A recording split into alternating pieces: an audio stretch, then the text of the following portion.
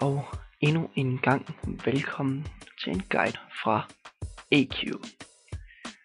I denne guide vil jeg vise jer noget om jeres indstillinger. Som jeg trykker på her, vil jeg trykke på mine indstillinger. Jeg har snydt lidt. Jeg har allerede åbnet den her. Det første der vil komme frem, når jeg trykker på mine indstillinger, det er at vi kommer ind til Sabo Info her. Her oplyser jeg jeres navn, og jeg hedder Daniel. Det vil stå i min profil. Og fødselsdato.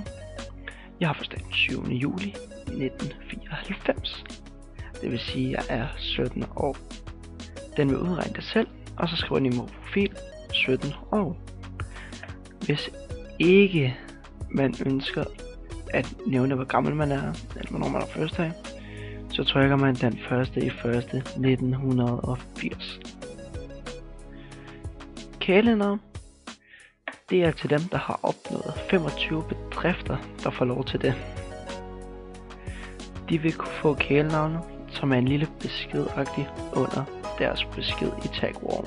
Så hver gang de vil sende en besked i tagwallen, så vil der stå, at de har skrevet. I min står der, I just wanna thank you. Ja, så kigger vi på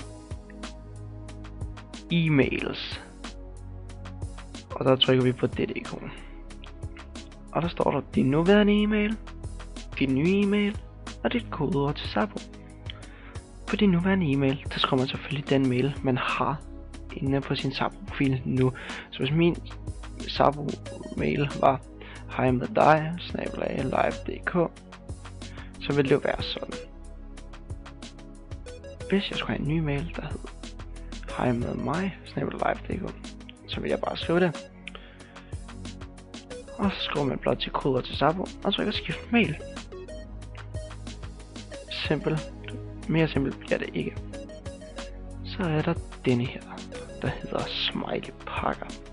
Hvis du trykker på den, så ser vi, at mine smileys kommer frem. Vi kan lige kigge på dem. Der er tørret, der er smileys med grønne huer, gule smileys med store øjne, og så er der røde smileys med store øjne og tas. Jeg bruger som regel kun tørret og tas, da jeg synes det er de fedeste jeg har. Man klikker på blot på den smiley pakke man vil vælge, og så når man går i tagwallen, kan man bruge den smiley pakke man nu har valgt. Simpelt bliver det ikke.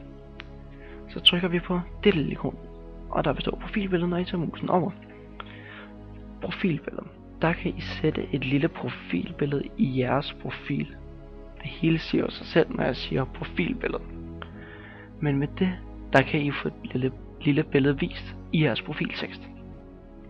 Det gør I, hvis I har fået IRL-garanti. Det får I ved at indsende et stykke papir med jeres Sabo-navn og skrive Sabo.dk. Det skal I sende ind til Sabo, og mere simpelt bliver det faktisk ikke. Når jeg har gjort det, og I bliver accepteret, så kan I indsætte et profilbillede. Og så går vi videre til Sabo Info. Det her er det nemmeste af det nemmeste. Det bliver ikke mere simpelt, end det faktisk er. Her skriver vi vores Sabo-navn, altså hvad vi hedder på sabo.dk. Og jeg hedder EQ99. Og hvis du ønsker at lave det om, altså hvis du har lavet en ny Sabo-profil, så går du blot herind, og så skriver du navnet på din nye Sabo-profil. Mere simpelt bliver det faktisk ikke. Og så går vi videre til kodeord.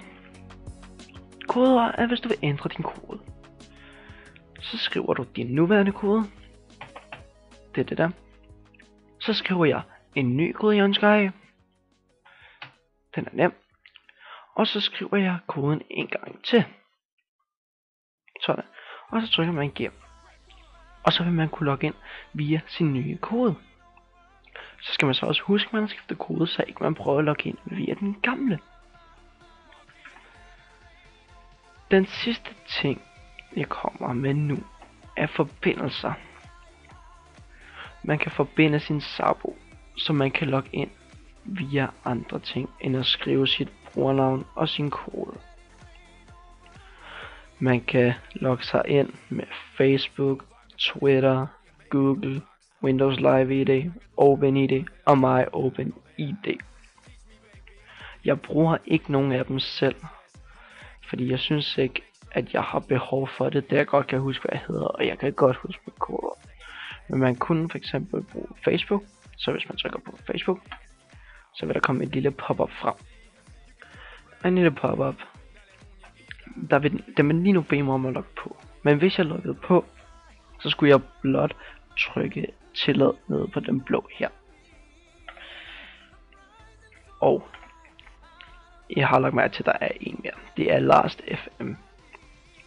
Last.fm er i øjeblikket ikke oppe at køre, så jeg kan desværre ikke fortælle jer noget omkring Last.fm. Jeg håber, at du kunne bruge noget i den her guide. Og hvis ikke, så må du spørge om noget, hvis du har brug for hjælp.